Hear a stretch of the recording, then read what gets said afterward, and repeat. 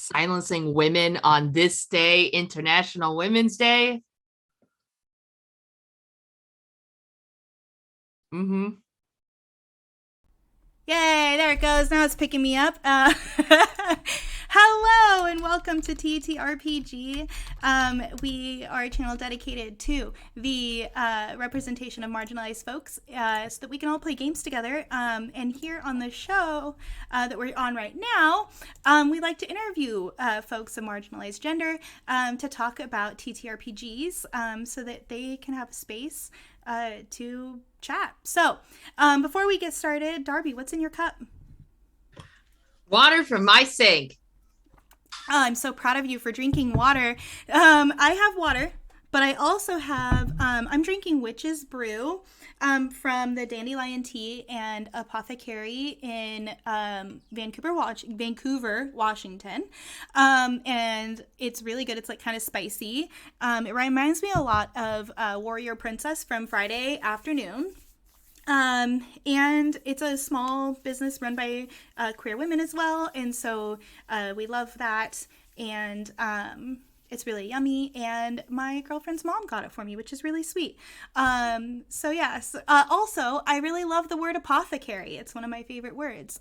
Makes autism brain go burr. Darby, what have you got going on in the TTRPG community? Like projects you're working on, shows you're on? Oh yeah, I did a recording for a new game that's coming out called Guns Blazing. It is going on to Kickstarter in 2 days, but it is a cool little system. And I was in a game with like Werewolf Fields and like JT Rudo. It was broadcasted on Utopia. So if you want to go check out that VOD, that's pretty cool. It's pretty neat. I was playing it's a anti-colonial like alternate history world where it's like you want to kill colonizers but also magic exists. Like, let's go. So it's like gin and magic, and it's really cool. That's awesome. That sounds really fun. I have mostly just been producing things.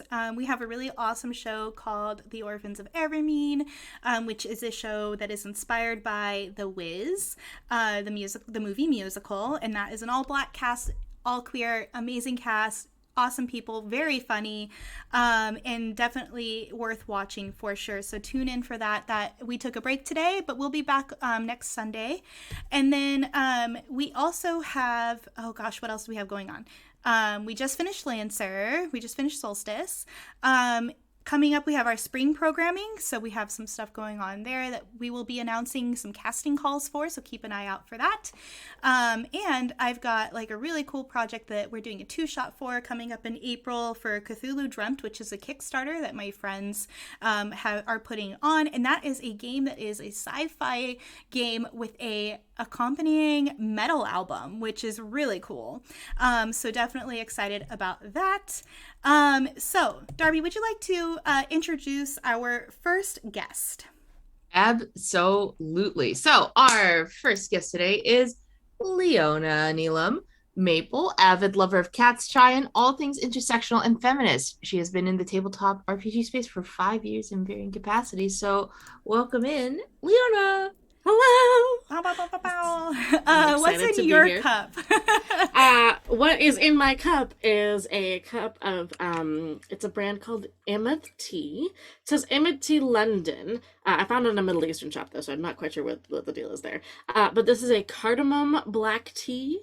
So it's black tea with like cardamom notes, and it's one of my favorites. I just really love the taste of cardamom, and like as the like cup is steeping, when you like bring it out to your face and you just breathe in like the aromatics of the cardamom.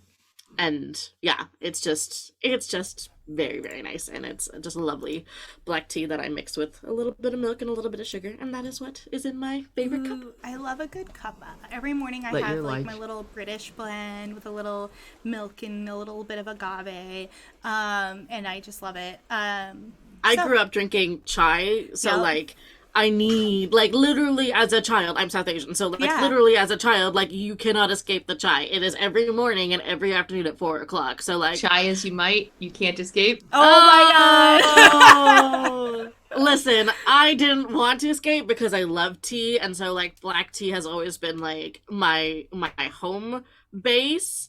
And yeah, so I love finding like black teas because that's like my comfort zone. But I will drink just about any kind of tea. I love tea. Me too.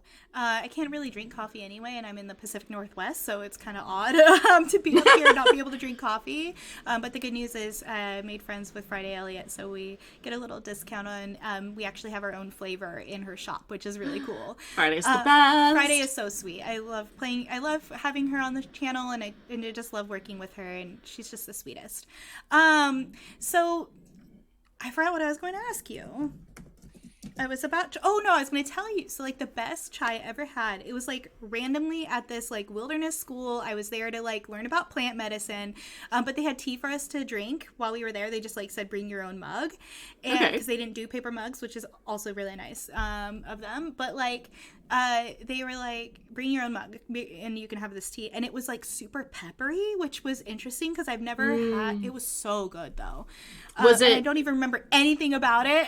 I was like, do you? Tin, and that was it. It came in a tin. Okay, so was it a proper chai in that they put it on the stove and then they boiled it with like the tea and the spices with the water and then they added milk and boiled it again, or were you given water and then here's the tea, here's the water, like here's a canister of tea, like loose tea, so it wasn't a proper chai, but it was the flavors of what you might expect in a proper chai. It was really yummy and really peppery, which I thought was really interesting. Little that's delicious set thing there.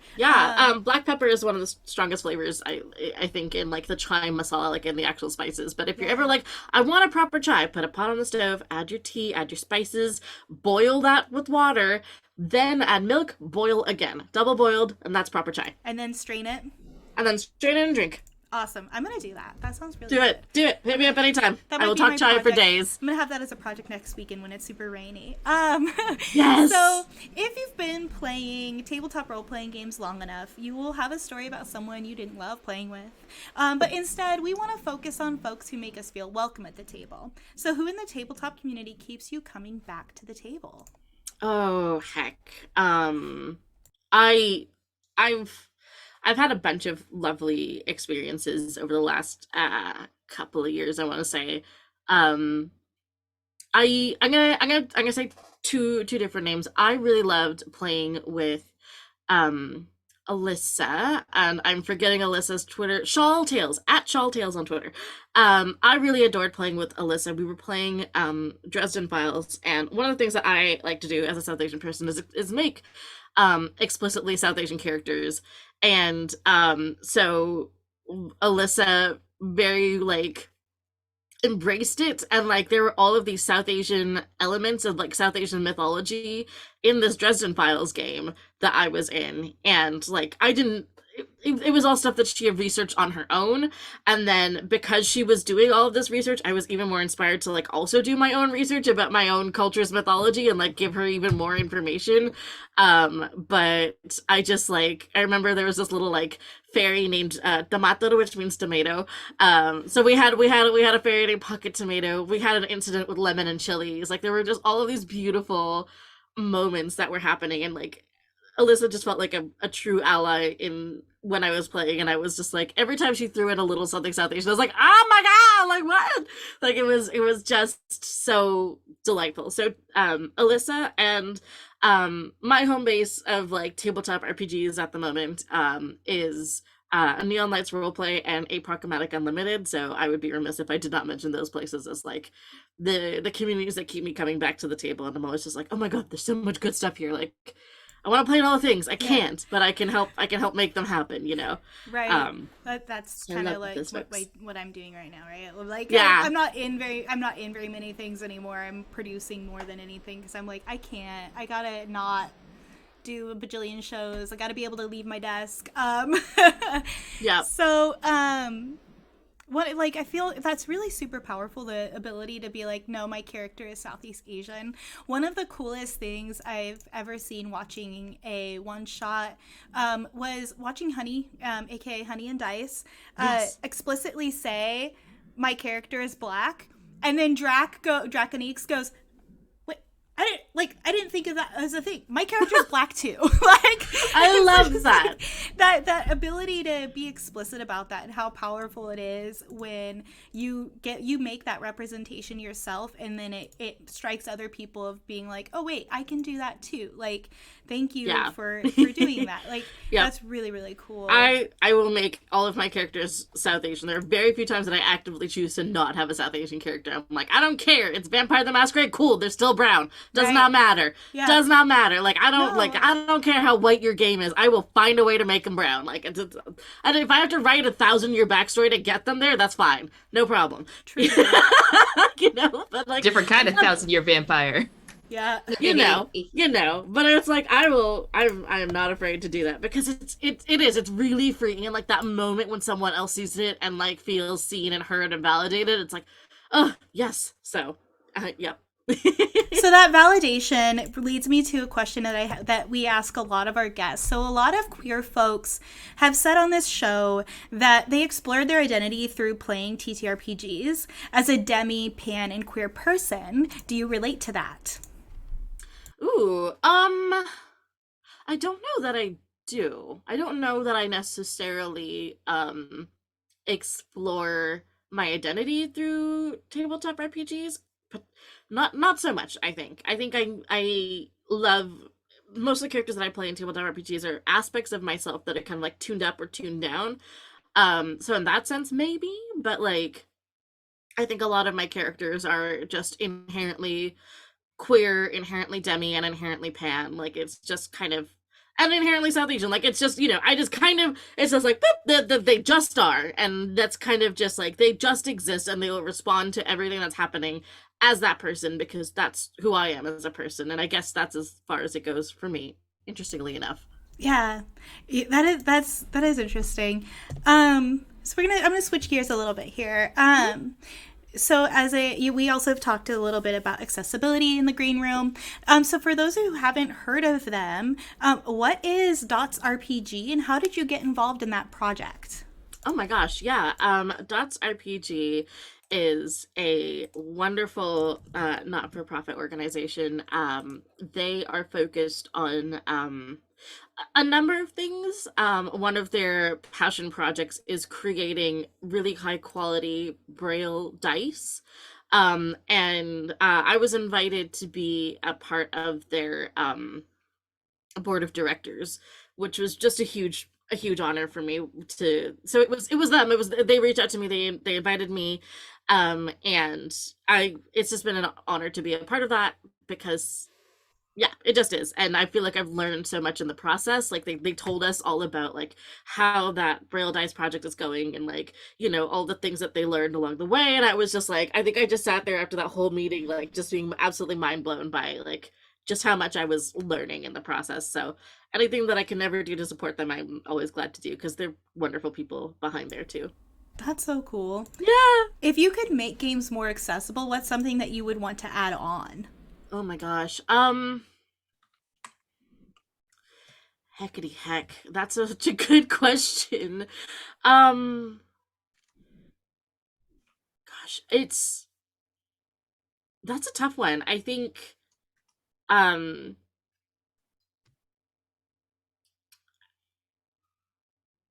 I guess I'll say like I wish that it was easier to learn games. I'll go with that one. I feel like, when we think of accessibility, we like obviously we think of things like braille dice and captions and things like that, but I also think like ease of access to being able to learn games that are not D&D.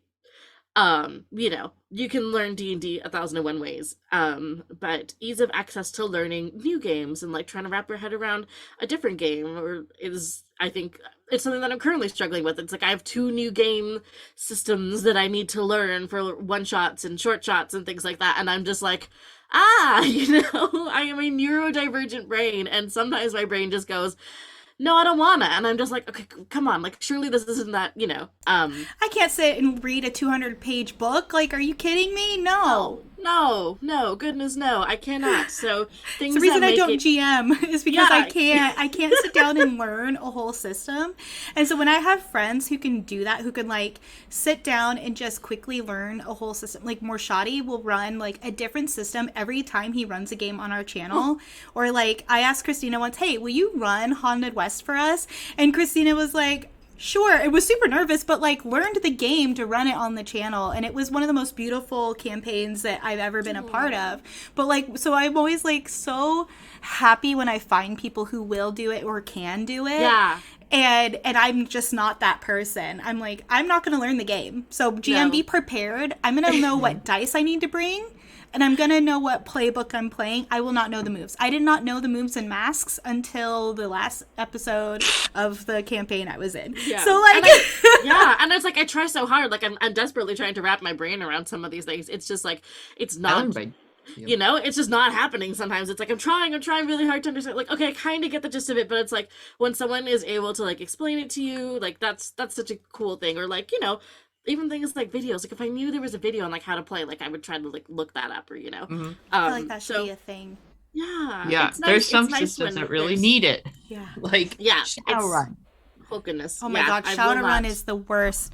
Like I will it's fucking fight whoever wrote that goddamn book, especially whoever laid out that book. I'm gonna kill you. Like it is fight on sight. Like you made this book unreadable, inaccessible. It's so thick. honestly and the there's, like, PDF of Vampire the Masquerade is also very unreadable. also bad. Like Also the bad. formatting is so weird, like on the screen, and I'm just like, why? Yeah. Why do I I need to told scroll them- right and left to read this shit? Merits and flaws. Like why are merits and flaws separated the way they are? Because you can't clearly tell which ones are merits and which ones are flaws, because sometimes it's just a paragraph description of what a merit does, and then it's little dots next to the flaws. I'm like, what is this? Why would you do it this way? I was very glad when I was able to, when they mentioned to me, I was lucky enough to do a little bit of work with Paradox Interactive for the Hunter 5th edition book, and they were like, we're going to embrace white space, and I was like, yes, thank you. They're like, we're going to have diagrams. I was like, oh my god, thank you. Flowcharts. Give me a freaking flowchart. Oh, Yes. there's this RPG I saw recently called The Wild Sea. They dropped off a copy of the book at my place of work, but one of my favorite things they added in, besides ribbons on their book, magnifique, they also included, this is what your character sheet looks like, and here's exactly what page you can find what goes in this part of the character sheet. Like, yes! Yes! And it's like, here's what this is supposed to be. It's supposed to be this keyword and this information. I would you cry. can find it here. I'm like, this is beautiful. This is what I want in every fucking game. If your book is Yes, if your book is please. bigger than I just 100 realized to I'm muted 200 on the pages, OBS. I feel like you need that kind of sheet, because that thing, it just made everything much more clear. Like, yeah, when I feel Yes, like that's why so please, many we- people stick with D&D is because of D&D Yeah. Beyond. Like it's super so- accessible. Oh my for God, yes, neurodivergent yes. folks. Does I just had everything someone- for you. Yeah, I just had someone explain Lancer to me and CompCon, and once CompCon was explained to me, I just about sobbed because I was like, "This is beautiful." But It's I so just needed someone to explain it to me and Yes. explain how well it works. And then once you have that, the nice part about D&D Beyond is that I feel like it's so much more intuitive. Mhm. Please, for the love of God, we want to play your games. Make it Yes. easy for us, please. Right, God, like CompCon please is make so a good. video on CompCon. how to play, how to make a character, like all of that Please. stuff already exists for D&D, and that's I think one of the reasons, and all the actual plays that exist, that's Amen. one of the reasons people like gravitate towards it, even though it actually isn't any easier to learn than any other game. In fact, it's So harder to learn than a complicated. PBTA Yep. game, to be honest. There's so many rules. If Warhammer 40K can make fucking videos about their stupid ass war game and like how to move all these little fucking miniatures and all that shit, and they can make them into beautiful little sound bites, please, if your book is so fucking thick, make that. I will Make that play part of your game. Kickstarter, my goodness. Yeah. Oh Beg, my I God. beg. And even if it's just an actual play, like if you're doing a Kickstarter for a game, make an actual play at least. Like at the least, have the people who are creating the game make a freaking actual play. We will host it for you. Like we are happy to host that shit.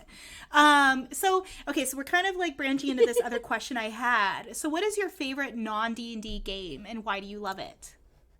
Oh no! Oh no! I have You a can lot. name several that you love. I'm or a putting you on the system. spot, Leona. No, Nightbug, there's so drop!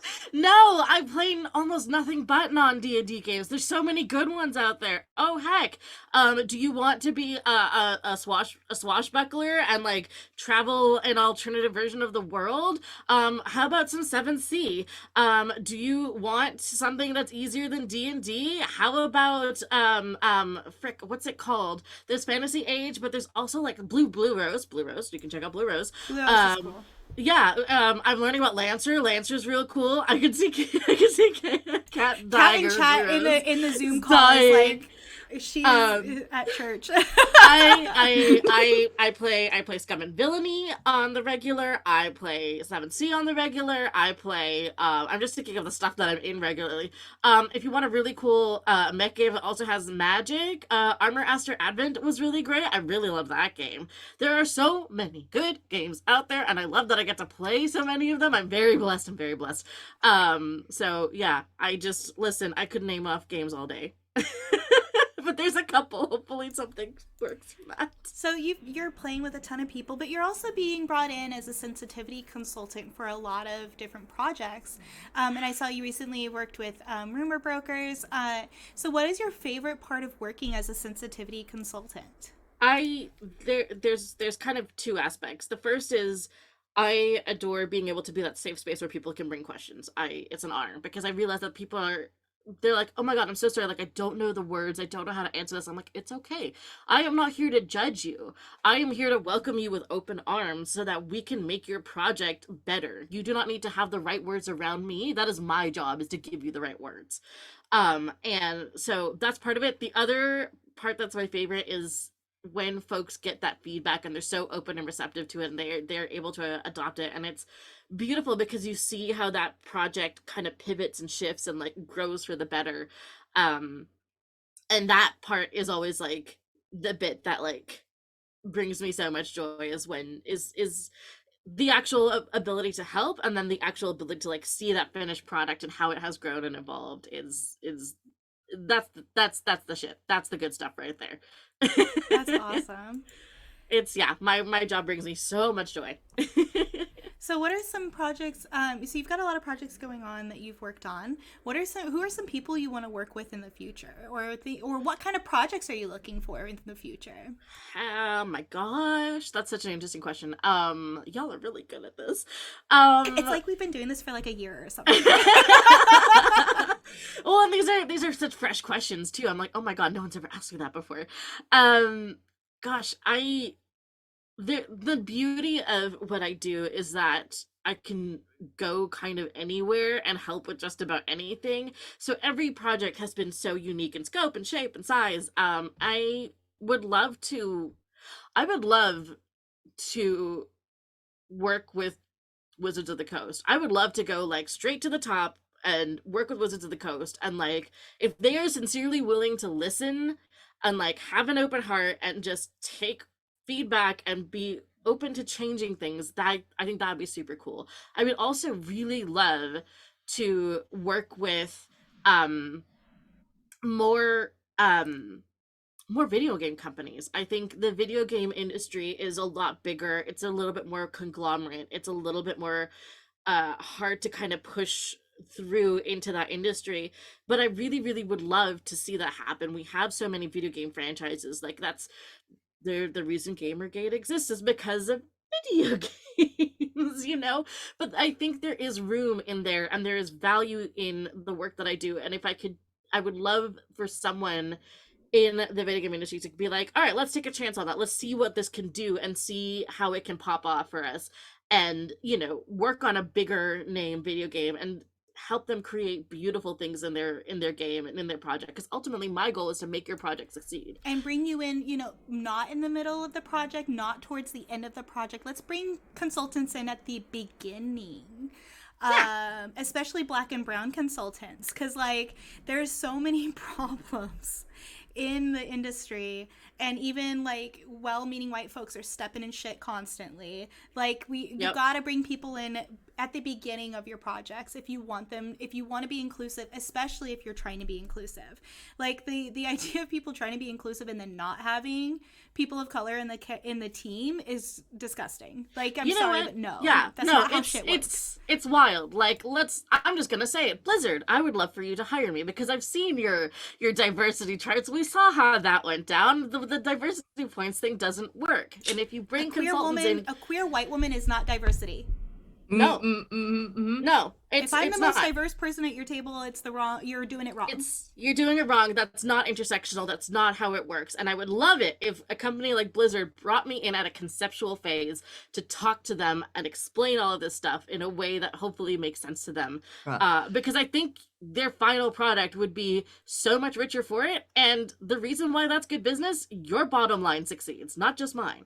So right. Just saying. How is Riot doing better than you in that regard? How is Riot Games, the creator of League of Legends, doing better than you? You're doing something fucking wrong if Riot is like, yeah, we hired a sensitivity consultant for just this one character. Like, we're doing all of this. Like, we're committed to making our game better. Like, how is Valorant doing better? Like, what? Like...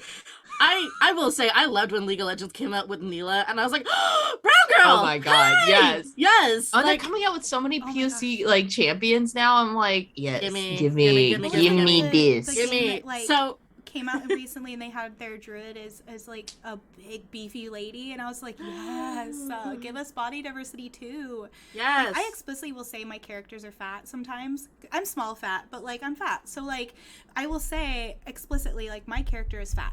Like, because it's so frowned upon. Like, every time I would commission art from artists, sometimes I would say, no, make them chubbier. And then they would send it back, and I'm like, no, they're still thin. Like, where's her little tummy? Like, give her the pudge. Where's her little belly rolls? Like, what are you doing? But anyway, sorry, I could go off on this stuff forever about like size diversity and color diversity and gender identity and all these things. I want my games to look like a fucking Rihanna like fashion show. That's what I want. Yes, like that Fenty Beauty line, like diverse as fuck. Like, yeah. Listen here, video games. You should hire us, and we will make your games A+. Like, just listen. Just give us a call. We'll make them sexy as hell. Yeah, like, people will buy them. Like, let us in there. All right, so. Speaking of, like, hire you, what are your plugs? Like, what have you got going on? Where can people find you? All that good stuff. Shucks. You can find me on Twitter at @TheLeonMaple. That is the best place to find me, follow me, and keep up with what on earth it is that I'm doing. As I tend to say, I tend to bounce around on various different streams and various different projects, and so I always shout those out on my Twitter. And anytime that something is finally out of the LAN and NDA and finally published that I have worked on, I can be like, hey, look, I did this thing. So Twitter is definitely the best place to keep up with where you can find me. If you want a more static version of that, theleonamaple.card.co. And coming up in April, I will be returning to a little channel called Questline D&D for a four-shot. They're so cool. It's a local studio. I get to put on like hair and makeup and do a full costume and everything. And it's a four-shot in a system called Icon RPG. So a more non-D&D goodness, which is always amazing. Iconic. Live four-shot, and so I'm dying with excitement for that. Did you just iconic an icon game? I just want to make sure Leona awesome. I am that bitch. Follow Leona. Check out her all of her things. Super great to have you. Thank you so much. Thank you so much for having me. Absolutely. Darby, go ahead and introduce our next guest. Yes. Let me click to the right document. All right. Now, please welcome the award-winning host king of Podcast Sword and Symphonies and bundler of Solo But Not Alone 3, Kat McDonald. Hello! Hi! Hello. Hi. This is not Kat's first time on our channel. In fact, you may recognize. No, I don't think. Is it not? Wait, what? Am I blazing hands? You were right. This is I was right? not. This is Kat's first time on the talk show. This is not Kat's first time on the channel. What? Yes. What? Oh, it's aha. Yes. Yeah, I was like, you put it on the form. You do remember doing this. I'm like,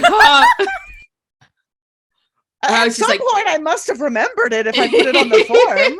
yeah, you were blazing him. You ran You blazing did- him you on a did Oh, yeah, trip. I different did games. it. It was fun. Yes. Okay, I in remember Cat's now. I had a good defense, she filled out the form last year. Like, yeah, So it's true. True. This is absolutely true. And I have a memory of a goldfish. So Yup. But we're not mad at it. It's all good. wait, no. Listen. If I'm not looking directly at my face, I forget what I look like. So we're Yeah. vibing, man. But the reason my eyes are down and not like up looking at my camera, because I need to see this face because I don't know what it is.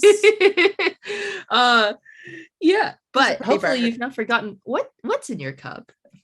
I have got a rose black tea from Ooh. Edmonton-based tea blender, the Tea Girl, who I have been going to since college. My friends and I used to skip school and take the bus to this little tea shop, and she's gone online only in the pandemic, but like she makes this most amazing like rose scented black tea that I absolutely live and die for.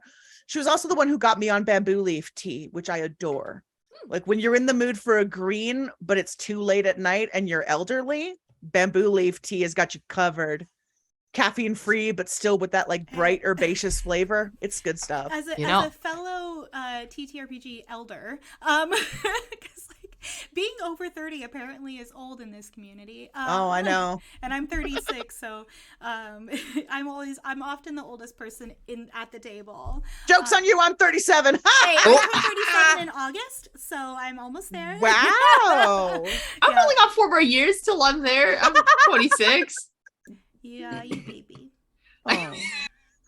Am I Oh, big? my precious child. My precious child. I'm just a baby. And, yeah. But bamboo tea sounds great because I am caffeine intolerant, so that sounds like something to put on my list of things Oh, to it's drink. so good. Oh my god. It's got like a slightly sweet flavor, so it's like herbaceous and grassy and a little bit sweet. I love it. We like this. My go-to unwinding green is bamboo. That's awesome. Alrighty. Thank you for the tea recommendations. So, my first question for you, you are the person behind Peach Garden Games, which has a truly prodigious number of games on its repertoire. Can you talk, especially, oh my God, can I just read the questions I wrote? Truly prodigious number of games. I would love you to, including Darby. a lot Darby, of I would solo love you games. to. Yes. I would love for you to do that. Would you please do that? Please, Yeah. Darby, I would love it if you did that. Let me read that. Darby, Let me read that. I would Let's love roll for that you to back. read that to me. Could Yep. you read that to me, please, Darby? Could you? Pick up. All right. Yep. All right. Yep. Okay. Here we go. Here we go. All right. Peach Garden Games has a truly prodigious number of games, including a lot of solo games. So I was wondering if you could speak a little bit about your design ethos and like why solo games. I fell in love with solo games during the pandemic for a couple reasons. One of them is that, 3 reasons. The first is the pandemic. I was suddenly not able to play with my D&D group, and getting remote games together was still kind of very challenging. And I was doing more online TTRPG stuff, so I was being exposed to so many new systems that I could not convince my friends to try with me. And another one is the Bundle for Racial Justice and Equality in 2020. I wanted to play all the games in there as kind of a gesture of gratitude to the people who had worked so hard to raise that money, but I couldn't get a group together. But then I saw a spreadsheet with all the solo games in it, and I thought that's something I could do. And so I played all the solo games in the Bundle for Racial Justice and Equality and fell in love with the genre. Like some of them were very tactical, very gamey. Some of them were just journaling exercises. Like there was a huge range. And when I felt like playing one, I just had to pick it up. I didn't have to talk to anybody. I didn't have to make any plans. I've got my trusty copy of Friendly Neighborhood Superhero, my favorite one, over there on my desk, and I'm probably going to play it today. The third thing is the Folklore Jam. Because that was when I wrote my first solo game. The Folklore Jam happened, I think, annually. I don't know if there's been one since, but I was in on it in like the second or third one. And one of the rules of the Folklore Jam is that you've got to write about your folklore. So like, why do you learn about your own culture, please? And that was really wonderful for me because I was like, I'm from the East Coast originally. I was born in Halifax. And I have this book called Blue Nose Magic about the superstitions of Eastern Canada. And so I got to read about like the superstitions and beliefs and traditions of my ancestors. And it was like, no, I've been raised to view my culture as default, but I have one. And So only by recognizing that I have one can I get my grubby little mitts off other people's. Mhm. right.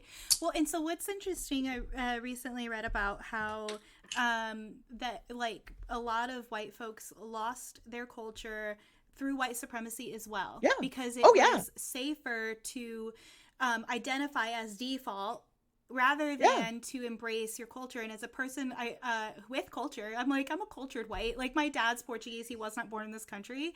And I think a lot of white folks that have immigrant parents can like relate to that, is that It's true. like I had culture growing up, and so I really strongly identified with being Portuguese and with being Irish, and so I knew my folklore.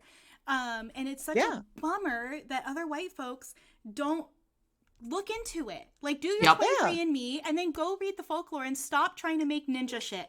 And Yeah, maybe fuck! and maybe stop thinking about yourself as white and realize that it's not white and not white. Like within white, like my family is distantly Scots Irish, but we've been in Canada for like 5 generations. We're as Canadian as maple syrup, dummies.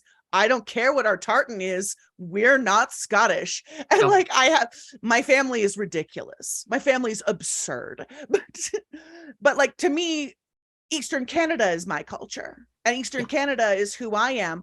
And so I wrote Headless Guide, which was about these legends of, basically it's believed in Nova Scotia that pirates would bury gold and they would bring one extra person along with them, a stranger who they would kill on sight, whose ghost would guard the gold. And if you go digging That's for so pirate cool. gold, you have to do it in pure silence or else it will vanish. And so I wrote Headless Guide about trying to keep your silence on this nighttime journey along the coast with this ghost guiding you. I want to play I- that. It's a White solo game. supremacy Pick it has up robbed us anytime. all. Like, are you fucking kidding me? Yeah, Like, Yeah, white supremacy hurts everyone. yeah, absolutely. And so that was when I was like, no, wait, like I've got a culture. I've got my own culture. And it's about time I stopped listening to media saying I'm default and Mhm. start actually like digging into who my people are and what my ways are. And like the other thing is that like I'm East Coast as heck. Like we're Eastern Canadians have a reputation for being friendly party animals. And I live that every day. Keeps I get life called out interesting, for though. it. Yeah, that one's Headless Guide. It's a love letter to Nova Scotia. So that's the first solo game I ever wrote. And I fell in love with writing the medium when I wrote that one. God, that's so cool. Another one to add to the list. Well, I love solo games. I want them to express something. I want them to sometimes I want them to tell a story. Sometimes I don't. Sometimes I want them to just kind of have a vibe. mhm. Descent in Silver and Glass is very much a vibes game. It's kind of a choose your own adventure tarot game. But I don't know how I would describe my design ethos, although a friend described me as writing games that are very cozy and wholesome with extreme spikes of tragedy. And I loved that. I thought that was a really beautiful way to sum up my oeuvre. Yeah.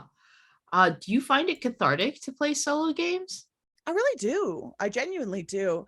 One of the games I played when I played everything in the bundle for racial justice and equality was called No One Dies Alone in Revolution.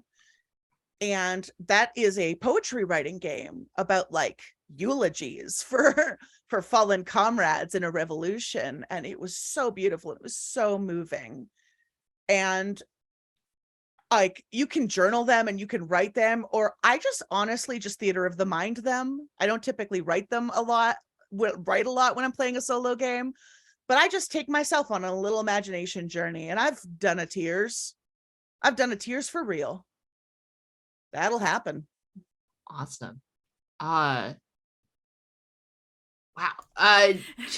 Sometimes Now, say now I something want to so yeah. moving that we kind of go on our own little journey in our My brain is like, because like I just went and dug through my itch, and I did in fact do bundle for racial justice and equality. I'm like, So oh, you've got some bangers then. You've got Friendly Neighborhood Superhero, my favorite solo game of all time.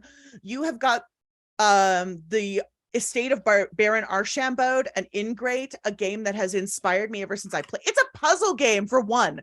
It's a solo puzzle game. How did they do it? It's wild. But it's got puzzles. It's like a Resident Evil game about, well, it's not Resident Evil, but like the vibe of exploring a weird mansion and solving puzzles is there, but there's no GM inflicting puzzles on you. It's so good. What else do you have? You have No One Dies Alone in Revolution. You have got Jesus. Oh, you've got some absolute bangers in there. There's some real fantastic. I think you've got The Wretched, which is just an absolute cornerstone of the solo game space, is Chris Bissette's The Wretched. I loved all the titles that people come up with their games. Like, I feel like I've made one title for one game, and I'm like, all these other titles are really fucking cool. Like, there's a game that's full name I can't remember. It's like something Street Magic. It's like, have you heard about? I'm sorry, did you say Street Magic? Yes, and it's like, who came up with that title? It's love so good. that. It sounds good. Like a Fall Out Boy title, like song title. Oh my god, a little bit, right? A little bit. That's just a bit. Oh my, where's my RPGs folder? But oh, that was not what I was supposed to be touching. But RPGs. Yeah, let's move to that next question, Darb. Yeah, of course. Speaking of like itch things and things that you can get on itch, Solo But Not Alone 3 still has 4 more days in it, and I'm so happy to hear that it hit its hit its goal and it's still climbing. We did. I just watched it go from 2,999 back like bundle buyers to 3,000. So I'm like, 3,000 people. 3,000 people bought this bundle. And it's raising money for Jasper's Game Day. I was wondering if you could tell us about why you chose Jasper's Gasper's James Day? Pickup. Yep. Jasper's Game Day is your character. Okay. I love Gasper's James Day. Why'd you choose Jasper's Game Day as the charity of choice? Well, and why'd you tie it with solo games? This is a story again in 3 parts. The first part is that my demon niece turned 3 years old. My sister's, no, it was 4. Demon niece, affectionate. Affectionate. Oh, absolutely. I never want her to stop being a demon. I do not want the world to tame this awful creature. I want her to be a hellion from beginning to end, and that's my angel. But my demon niece turned 4, and she spent the whole day making cards for me. She couldn't write yet, but she knew green is my favorite color, so she would take a green crayon and scribble on paper for me. And I was like, this is your 4th birthday and you're thinking about other people. You're such a beautiful little person. I need to do that on my birthday too. On my birthday, I'm also going to think about other people. And then I fell in love with solo games. This was around the time that I was playing the bundle for racial justice and equality, and I was in love with them. And I thought, you know what? I've discovered a huge love of this genre. I've started writing games in this genre. Let's make a solo game bundle on my birthday for charity. And I wanted to do a mental health charity because it was the early days of the pandemic. It was the dead of winter. It was the holidays. And like, no one's mental health was great. If you had seasonal affective, you were not in a good position because it was the winter and you probably hadn't been out of the house as much as maybe you should have. From a vitamin D getting perspective, not from an interacting with people and risking them getting COVID perspective. I want to be clear. Like, go outside, but please do it safely. And also the holidays are a hotspot for suicide attempts. They're a hotspot for people's depression because maybe people get lonely over the holidays, or like all this messaging about family and togetherness can hit people really hard. Combined with seasonal affective and the pandemic, it was a grim time. So I thought it's got to be a mental health charity. Besides, my own mental health is precarious. I've got a long history of anxiety and depression that is just real powerful. So I'm like, you know what? No, I'm gonna raise money for this. And I put out a call on Twitter. I was like, who's a good person? Who's a good charity? And Jasper's came up, and it's been wonderful. Working with Jasper's has been great. I do it every year. I've got t-shirts. Fenway sent me t-shirts. Thank you, Fenway. But like they're fantastic. And the first year, Solo But Not Alone, I was talking about this in the green room, we raised $31,000 that went toward mental health education for elementary schoolers so that little people could learn to recognize what their brains are doing and maybe recognize when they need help before it gets that dark. Thank you. I cried. I openly wept when I got that message. I was like, yes, please. Because when I was little, if I had known that what I had was mental illness, that would have saved me so much darkness. Being an adult who's been through therapy, it's like you look at trauma through different lenses as you learn more about your identity. It's like, let me look through the lens of being queer. Let me look through the lens of having ADHD, and let me look through the lens of, oh wait, I'm also autistic. And so like, had I known, and it's why I'm so open with my students about being queer, about having ADHD and autism, about having a pain disorder, because if I had known as a child that I wasn't broken and that there wasn't something wrong with me, and that like, and I think if other kids also knew, like they might have been nicer to me if they had understood that the reason I was the way I was from trauma and like mental health disorders or disabilities. I just think like the difference of that makes in lives is literally life-saving. It absolutely is. It truly is. And that's my sister's children are both pretty ADHD because they've got some bulletproof hyperfocus happening and no attention span. So unless they're hyperfocusing, and I'm like, oh, little guys, and they've also got a lot of sound sensitivities. That's like, you might also have ASD. You might be somewhere along that spectrum too. And knowing that they're growing up in a family that knows what these things are, that's teaching them to love and accept their own brains, makes me so jealous, but so happy. Yeah. Yeah. I can't with autism moms. Like, yeah. And that's the thing. Autism, I can't. I grew up feeling like I was an airhead, like I was lazy, like I never did anything. I couldn't shut up. I had a weird voice. Like, right. Yeah. And those kids who are the center of my world are not going to feel that way. Right. Their family is not going to make them feel like that. And I love that for just the future. I'm trying not to because I put makeup on, but but like it means so much to me to be able to hear my sister say, okay, like you're having like you're coming close to a meltdown. You're a little overstimulated. Let's talk about getting you out of this situation. Yeah. Because like, dang. I think about how different my life could have been if, right? Like, because like as it turns out, my mom also has like, Darby. Yeah, yep. Like my mom has like mega bad depression, and so like all the things that I was experiencing, she was like, "That's normal. That's how people feel normally." And it's like, that's my favorite thing when I tell a parent, like, "Hey, like, has your child been evaluated for ASD or ADHD?" Yeah. And they're like, "For why?" And I tell them the behaviors, and they're like, "No, that's normal. I do that." And I'm like, Let's see. You do realize adults can have autism, right? Yeah. Here's my advocate story is that my sister was like, okay, I'm watching a lot of TikToks about ADHD, and my sister's very forgetful. That's how hers manifests. Yeah. So we used to tease her all the time about it when we were young because we didn't know that it was something she couldn't help. Not great of us. We were kids. We live and we learn. Exactly. We learn new things, we do better. My sister's like, I'm going to get tested for ADHD. And my mom and my sister are like, great, proud of you. Love this. Taking your life by the reins. Good for you. And she sends us a picture of the questionnaire. And what she meant by that gesture was, hey, look how far to the right all my answers are on this quiz. Yeah. But Mother and I started reading the questions. And we were both like, oh no. In the family or something. Yes. So now all three of us have got a diagnosis. We're working on getting meds down because we're all kind of a little bit new to this. But it's there's a shortage. I don't know if you're dealing with that in Canada as well, but we're dealing with a shortage here.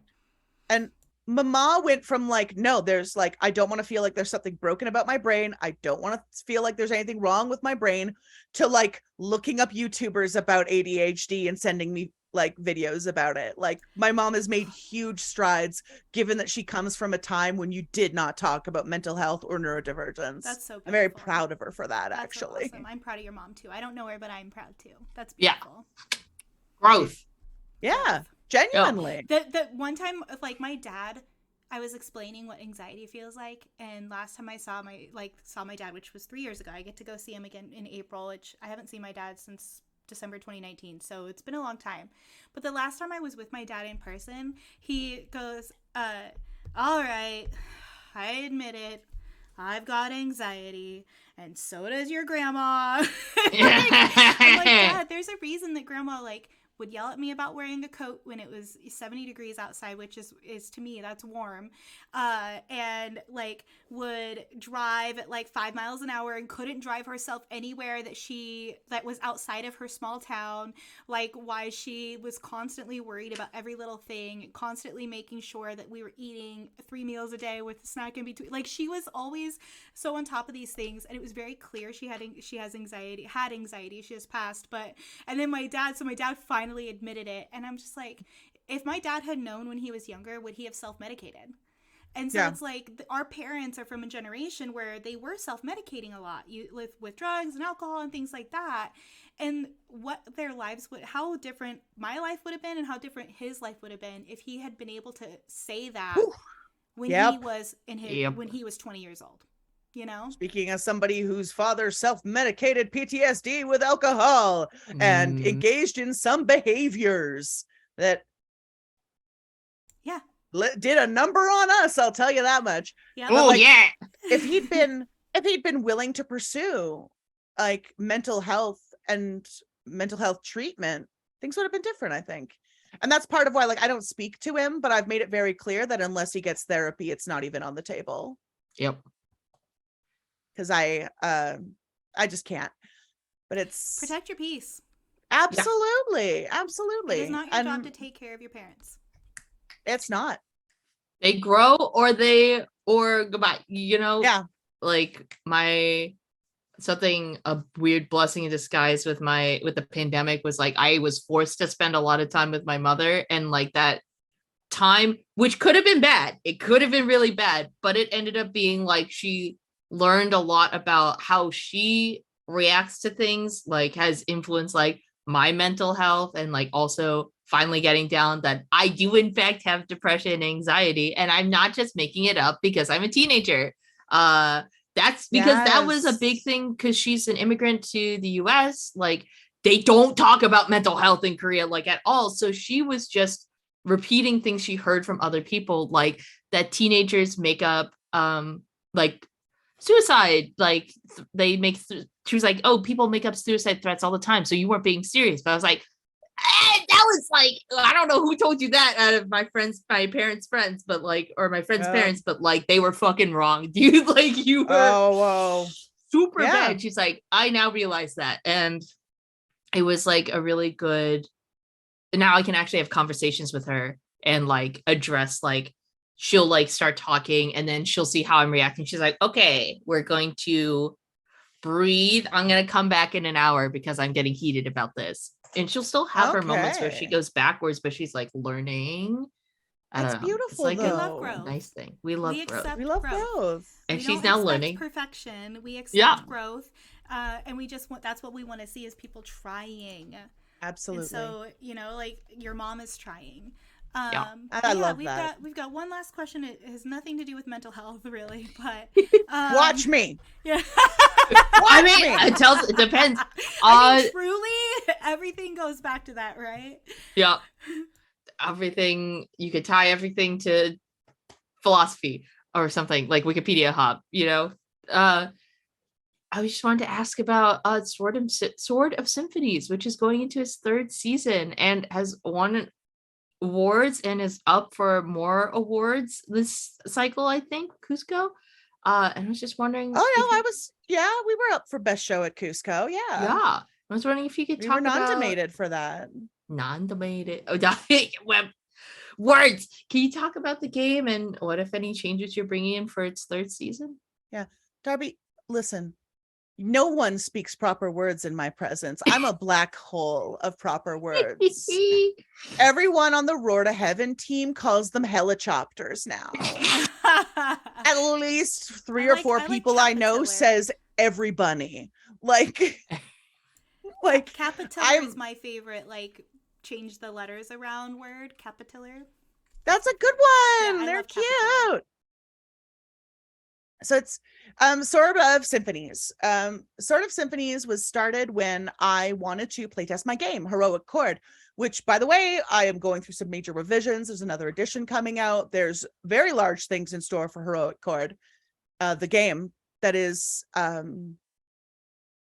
I would love to talk more about game. But first, Sword of Symphonies. So I called my friends, and my friends were like, absolutely, let's do an actual play. And my friend Kathleen, who is a genius, was like, can I edit this? And I was like, obviously.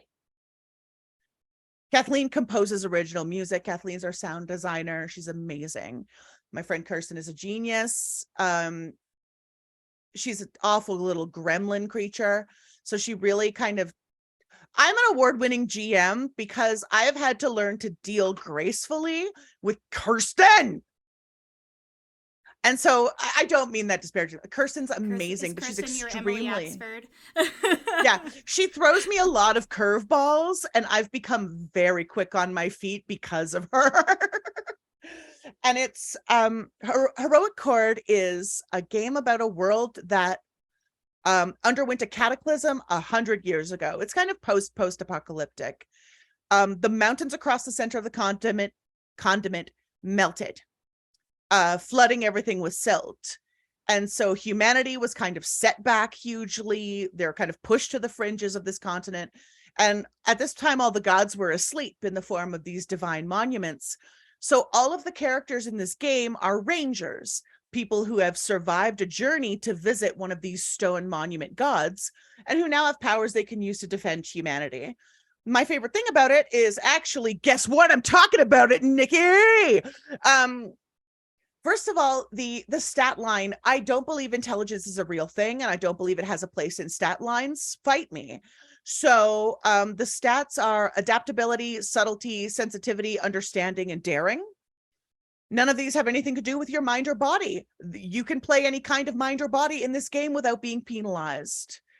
Your mind and body have nothing to do with your stat line as a character. So, and that's part of because I used to play a lot of L5R, and L5R is like, take this one if you have one arm and you're penalized in this. And it's like, what am I going to do?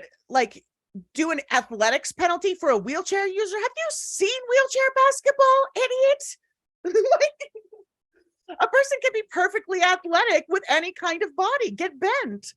And the other thing is that all of the classes have kind of an assist pool. They have a special bond with an otherworldly kind of creature or force in the world. And if you overuse these abilities, the symptoms are very reminiscent of mental illness symptoms. When you cast a spell, what happens is you gain something called scatter. Basically, your character dissociates when you cast magic, because that's a feeling that I have. I dissociate less frequently now than when I was a teenager, but I still do it. And so the feeling of just like pushing yourself out into the world around you is kind of magical. And I wanted to embrace and reclaim that.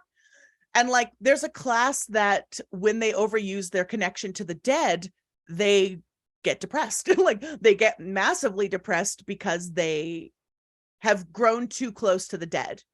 They recognize that like there's a hopelessness and a living deadness that's crept into them.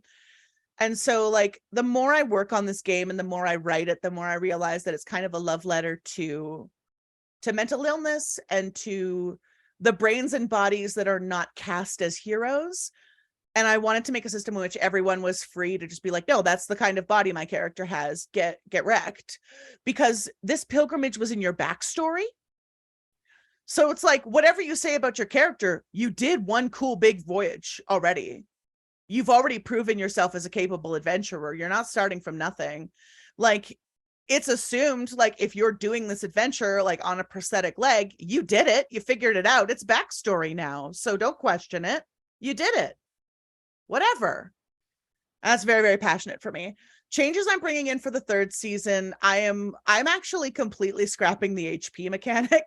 I have a new HP mechanic. I'm working on that. Third season, I'm also, because I'm doing a new edition, which is going to have a pretty big splashy release. I can't say more than that right now for reasons. But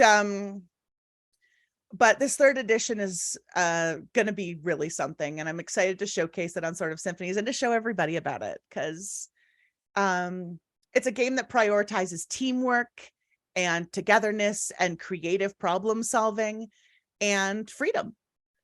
And that's just tremendously, tremendously important to me. Kind of as a, I guess, looping back to the question about my design ethos, that's a lot of the things that are very important to me. I like to write teamworky games. I like to write games about people who value each other and people who work together, because all of the most precious RPG campaigns in my heart and in my memory have been ones where we have come together. That matters. That's beautiful. All Well, right. that's a perfect spot to end on, I think. Yay! Would you like to plug anything before we dip on out of here? If you love hearing about the positive vibes of Heroic Chord, you're gonna hate Blazing Him, my Symphogear fan game in which child soldiers suffer. Okay. Well, it's a very anime-inspired game about angels coming to Earth to kill us all, and the child soldiers who pilot music-powered mech suits to fight them. It's very dramatic. It's very intense. It's not Heroic Chord. And if you love hearing me do talking, I'm on Roar to Heaven and Sort of Symphonies. You can find those on podcast. Perfect. You can also find Kat at Kathleen Gunn. Oh yeah, on Twitter and at peachguardiangames.com. Yes. Going to bring Darby and myself back on real quick, talk about our plugs. So again, tune in next Sunday for our next episode of The Orphans of Evermean, our all-black AP that is about inspired by The Wiz, the movie musical. It's been really fun to watch. I super recommend it. You can find me everywhere as Halfling Nikki without the underscore now. And that's on TikTok, Twitter, and Instagram. If you would like a smooch, you can eat a tulip, or you can buy me something from my throne wish list. And I will give you a nice big ol' smooch, consensually. And what else was I going to talk about? Oh, MFA. So we have an MFA collab. So we are collaborating with Monster Fuckers Anonymous. This is not a collaboration for exposure. We will be splitting the revenue from 100 subs. And once we hit that, we will split that revenue with them. And the challenge is to find a monster that Glyza doesn't want to smash. So we will be playing Smash, Crash, or Bash with them. And that's once we hit that 100 subs goal. So in the Zoom chat, they're asking about the tulips. This is, I'll just real quick tell the tulip story, and then I'll let Darby do her plugs. So when I was, and it is Fable shit is what it is. I have been accused of being a real life Toreador and a real life Fae creature. So when I was 15 years old, I was on a choir trip with my school, and there was a boy from another school who I was flirting with, and he happened to have a tulip on him, and I told him that if he ate the tulip that I would kiss him.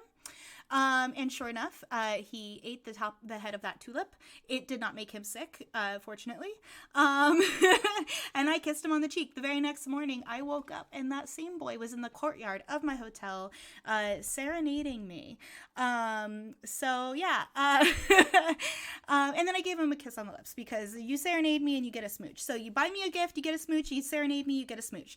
So yeah, so that's the tulip story. Yeah, it's one of my favorite stories ever. Darby, go ahead and do your plugs.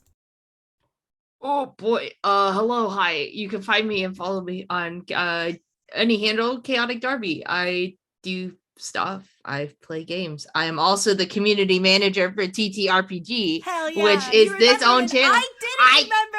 Yes, I have a sticky note. I have a sticky note. I'm the producer here, and I always give Darby, I always give Darby a hard time for not mentioning her role on our channel. And then I went and did the same thing. So I'm the producer. I'm one of the original creators of the channel. And so I am gonna post some casting calls soon. So keep an eye out for that. Sorry. Yes. Finish your plugs, Darby. I'm sorry. No, you're good. I do stuff and things on the internet.